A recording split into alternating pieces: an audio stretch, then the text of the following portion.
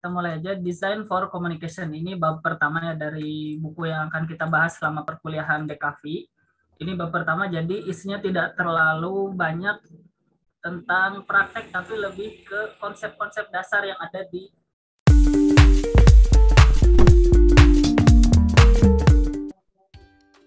yang pertama. Itu untuk pendahuluannya, itu desain adalah salah satu cara untuk berkomunikasi. Nah, kita tahu kalau desain itu memang ada bahkan sebelum era modern sekarang gitu. Kita tahu kalau banyak sekali informasi-informasi yang didapat dalam bentuk seni.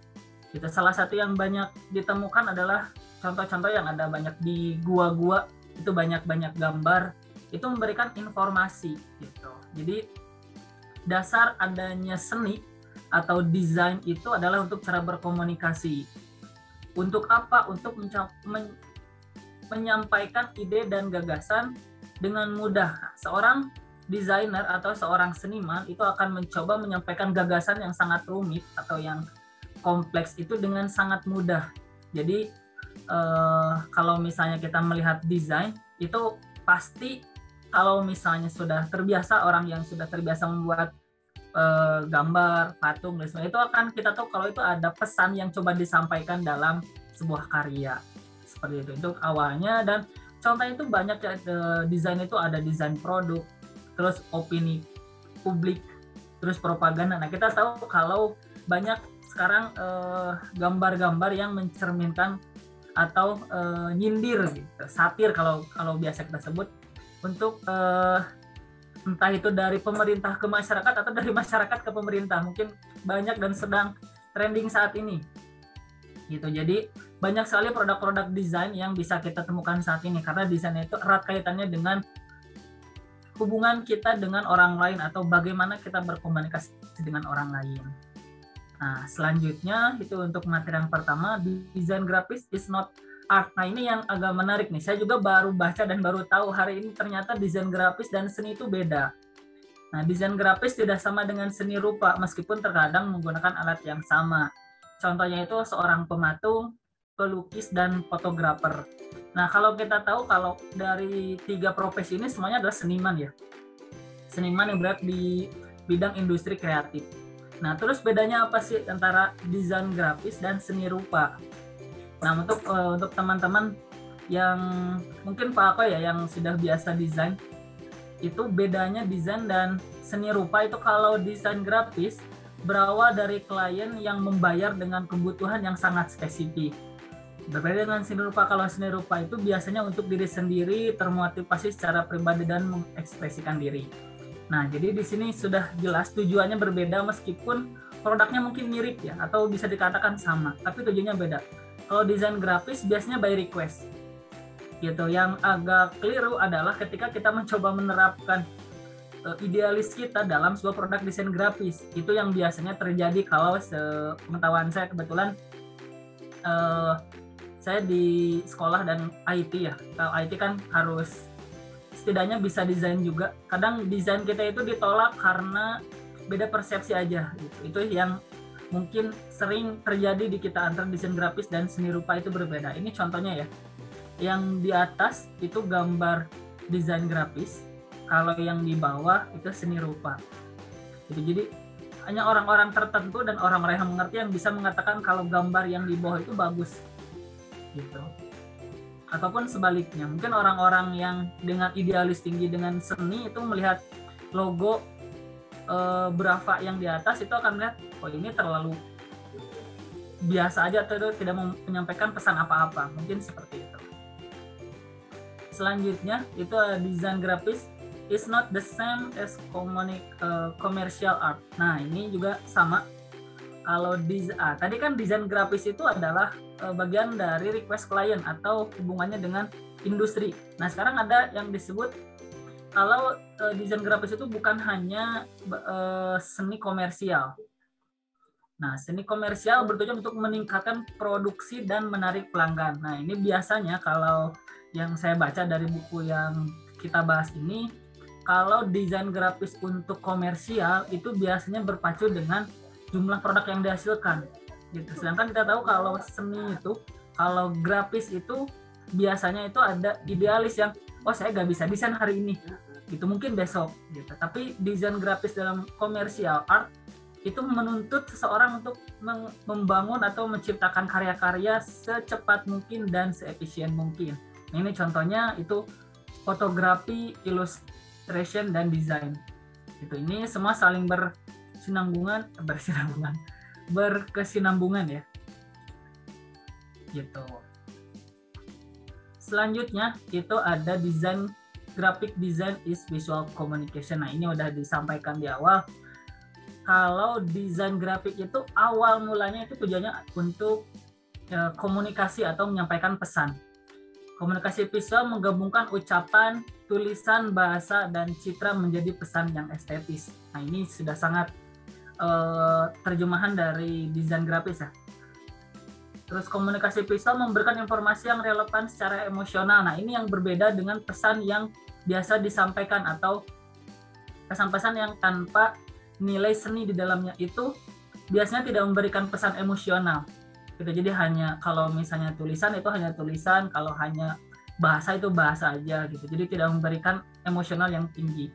Terus komunikasi visual mengidentifikasi, menginformasikan, menginstruksikan, menafsirkan, dan bahkan membujuk seorang penonton. Ini kalau dalam seni panggung ya, TV dan lain sebagainya. Ini yang membedakan desain grafis dengan cara komunikasi yang lain. Gitu. Kalau di sini kan disebut adalah sebuah visual komunikasi. Nah, ini ada sebuah gambar yang mencerminkan kalau seorang desainer atau graphic designer itu merupakan seorang encoder atau mungkin penerjemah ya dari bisnis atau organisasi, gitu, dari target audiens. Jadi targetnya siapa, pelanggannya siapa.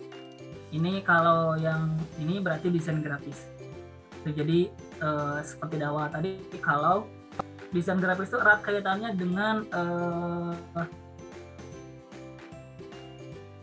request dari orang lain gitu. Jadi bukan idealis sendiri, tapi sesuai request yang diminta oleh klien gitu.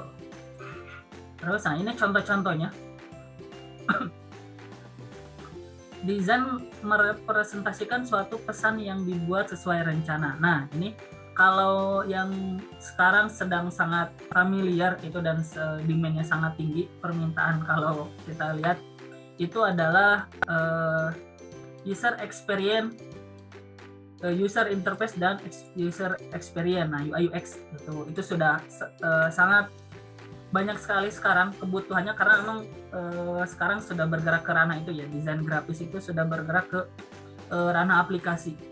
Jadi kebutuhan akan seorang yang mengerti tentang desain, mengerti tentang experience dari user itu sekarang sangat dibutuhkan. Ini contoh-contohnya, salah satunya ini mungkin Maps ya. Ini zaman jebot ini kalau kita lihat desainnya. Kalau sekarang kan sudah lebih friendly lagi, sudah lebih nyaman lagi, sudah banyak fitur yang bisa kita manfaat dalam satu aplikasi Google aja gitu.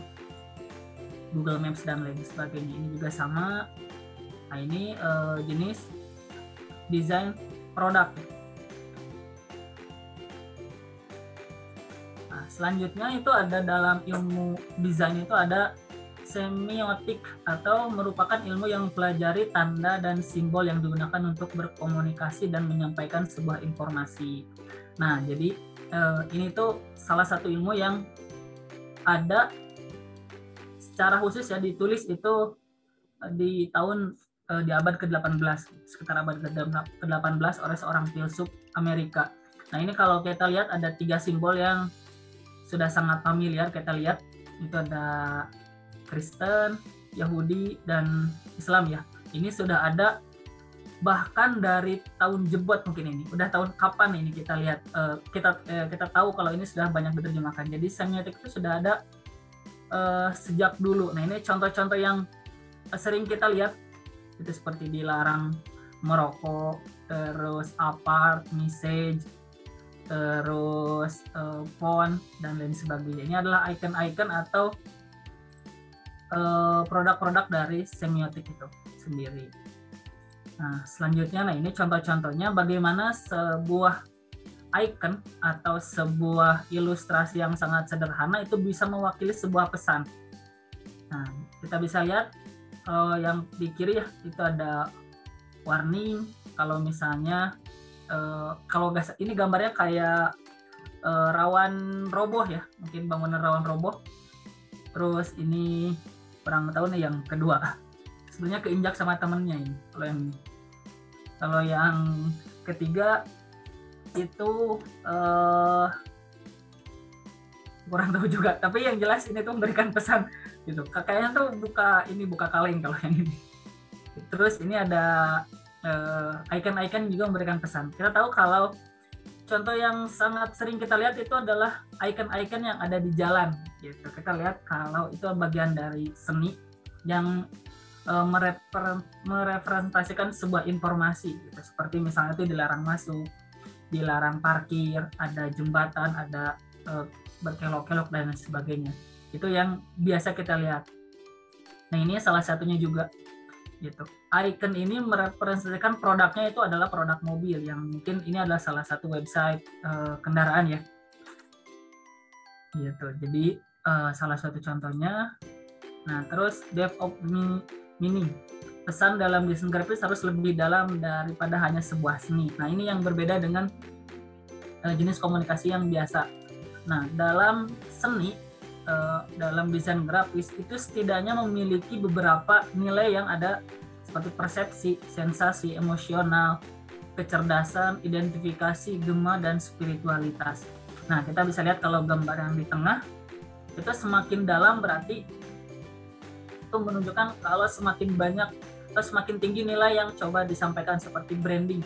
Kalau kita tahu branding itu kalau dalam perusahaan itu di awal itu harus branding itu di awal.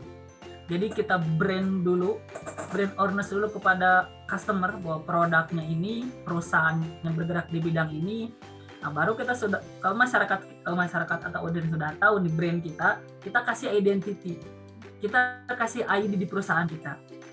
Baru kita melaksanakan advertising, brosur, poster, direct mail dan lain sebagainya. Nah, ini adalah salah satu tahapan atau elemen-elemen yang harus ada dalam desain. Itu memang harus banyak pesan ya, seperti tadi di awal itu bahwa desain itu memiliki banyak makna. Itu seperti ini gambar ya. Everything you say is public relation. Nah, ini salah satu pesan yang mungkin sederhana tapi memiliki nilai yang cukup tinggi ya. Pesan yang disampaikan cukup tinggi. Gitu. Nah, selanjutnya ini adalah bagian yang cukup sering kita lihat juga, perceiving visual message. Nah, ini untuk proses jumlah data yang terus meningkat dari informasi yang kita terima setiap hari, otak memilih mengkategorikan dan memahami pesan yang masuk secara tidak sadar dalam bentuk metafora visual. Nah, ini adalah salah satu pesan yang sudah kita terjemahkan, bahkan kita tidak tahu artinya apa. Tapi secara visual kita bisa menerka-nerka bahwa artinya itu mungkin. Gitu. Kayak misalnya itu ada rambut warna merah, meskipun kita nggak tahu artinya apa, kita hanya tahu warnanya saja, itu kita udah tahu kalau itu larangan. Gitu. Kayak misalnya itu lampu merah kalau lagi stopan. Gitu. Kita akan berpikir itu tuh harus berhenti. Itu berarti dilarang untuk berjalan. Gitu. Terus warna kuning ini merepresentasikan perhatian. Ini yang biasa, yang sudah umum digunakan ya. Kalau di luar ini biasanya itu agak lasut kalau misalnya warna-warnanya melewati warna-warna yang biasa digunakan. Kayak kuning itu perhatian waspada, terus hijau zona aman, biru wajib ditaati, terus putih informasi umum. Nah, ini salah satu contohnya itu desain yang digunakan itu dalam sebuah buku ya. Itu kalau misalnya hijau seperti ini, itu kita tidak baca judulnya, kita tidak buka bukunya, tapi kita lihat sampulnya dengan warna hijau penuh gambar lampu dengan daun-daun seperti ini, itu merepresentasikan apa? Bahkan kita sudah bisa menerka-nerka. Ini salah satu bentuk pesan yang disampaikan gitu. Jadi biasanya sampul itu akan mirip dengan isinya, akan sama dengan isinya. Ini juga sama, itu warna. Mungkin ini salah satu produk minuman keras ya. Mungkin kalau merah itu alkoholnya mungkin lebih tinggi, kalau biru mungkin lebih rendah mungkin ya. Karena saya bukan peminum, alhamdulillah. Jadi saya kurang tahu ini. Biru harus diminum itu Pak.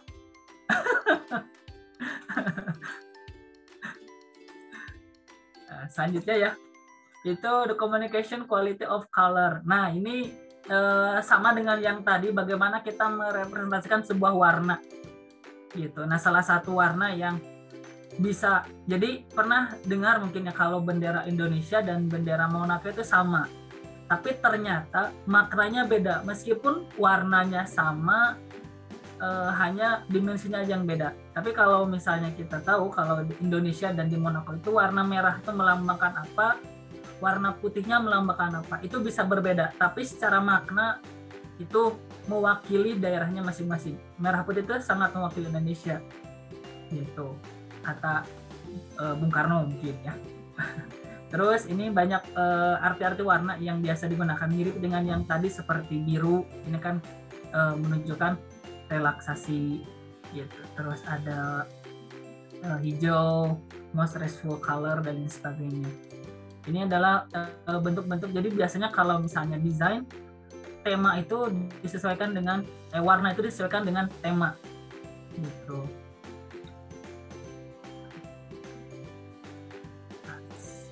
Selanjutnya, nah ini yang terakhir itu adalah aturan dalam desain yang biasa kita lihat. Nah biasanya ini adalah aturan-aturan yang sudah baku, tidak ada kewajiban harus seperti ini, tapi umumnya seperti ini gitu. Jadi aturan-aturan yang biasanya ditulis kayak ini, ketentuan dalam sebuah produk itu kemungkinan besar seperti ini. Jarang gitu yang fontnya itu dikasih font Arabic atau ininya dikasih background, itu pasti putih terus melambangkan, memberikan informasi-informasi kandungan dalam sebuah produk. Itu hampir di semua produk seperti ini. Itu jarang dikasih ornamen-ornamen yang lain, karena memang secara umum atau aturan yang berlaku di masyarakat meskipun tidak tertulis itu seperti ini gitu. Nah yang salah mungkin yang seperti ini yang di tengah ini, juga saya kurang tahu produk apa, tapi kalau dilihat ini produk rokok ya, kalau dilihat itu artinya dan tulisannya itu good health gitu. Ini kan agak lucu ya, meskipun mohon maaf karena saya bukan perokok juga gitu, jadi saya tidak bisa menerjemahkan ini. Tapi kalau misalnya kita lihat kenapa desain rokok yang sekarang itu menggambarkan orang yang sedang sakit, tenggorokannya bolong dan sebagainya, itu merepresentasikan produknya gitu. Produk-produk itu bisa menyebabkan gangguan yang ada di gambar itu gitu. Harusnya sih kalau menurut saya produk rokok itu jangan gambar orang sakit sih, karena kalau orang sakit itu sepertinya orang Indonesia tidak kapok. Kalau harusnya mungkin tulisannya itu rokok membuatmu miskin, nah itu mungkin bisa gitu. Kalau tulisan seperti itu sepertinya tidak berpengaruh sih menurut saya. Mungkin ini bisa disampaikan Pak Rasim ke pemerintah. Kalau miskin udah biasa Indonesia mah, jadi sama juga. Berarti apa tuh Pak kira-kira pesan yang cocok dibungkus rokok itu kira-kira apa? Mungkin Pak Alko atau Pak Alif ada ide. Nah ini juga rokok itu bisa buat miskin kalau dibuat, kalau dibeli enggak.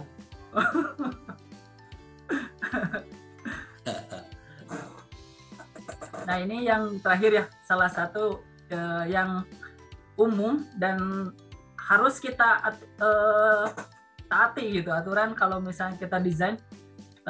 Kebetulan dulu pernah desain user interface, itu yes itu biasanya hijau, kalau tidak itu biasanya merah.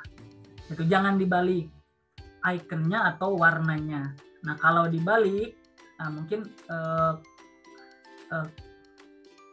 ownernya marah gitu. Dan memang aturannya seperti ini. Meskipun tidak ada aturan resmi yang menunjukkan bahwa kalau yes itu atau open itu harus checklist dan sebagainya, tapi memang basicnya seperti ini. Baik, segitu aja sih Pak.